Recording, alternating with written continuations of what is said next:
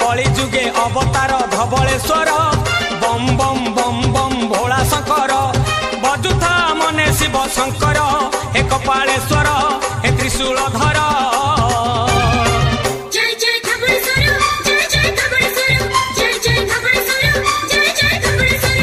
धीरे टंकारे पक्का लोग